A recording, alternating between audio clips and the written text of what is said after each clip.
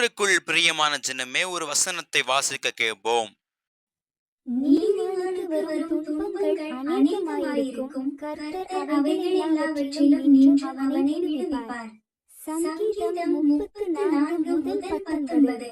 இந்த வசனத்தை வாசிக்கும் போது நமக்கு என்ன தெரிகிறது என்றால், நீதிமான் படும் துன்பங்கள் அநேகமாய் இருக்குமா, ஆனாலும் கர்த்தர் நமக்கு துணையா இருப்பேன் அப்படின்னு சொல்றார். நான் உனக்கு எல்லாவற்றையும் என்ன பண்ணுவேன், கூட இருந்து பார்த்துப்பேன் அப்படின்னு அவர் சொல்கிறவரா இருக்கிறார். தேவ பிள்ளைகளே, இதே போல நம்மளும், நீங்களும் நானும் கஷ்டங்கள், பாடுகள், துன்பங்கள், துயரங்கள் பட்டு கொண்டிருக்கலாம்.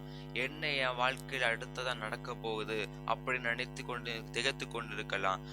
டெய்லியுமே எனக்கு ஏதாவது நடக்குமா, என்ன நடக்க போகுது, இன்னைக்கு அது ஆசீர்வாதம் வருமா அப்படி நினைத்து கொண்டு இருக்கலாம். தேவ பிள்ளைகளே, நிச்சயமாகவே நீதிமான் படு துன்பங்கள் அநேகமா இருக்கும். ஆனா கர்த்தர் துணை நின்று நம்மளை பாதுகாப்பார். கவலைப்படாதிருங்கள். தேவன் நம்மளை ஆசீர்வதிப்பாராக.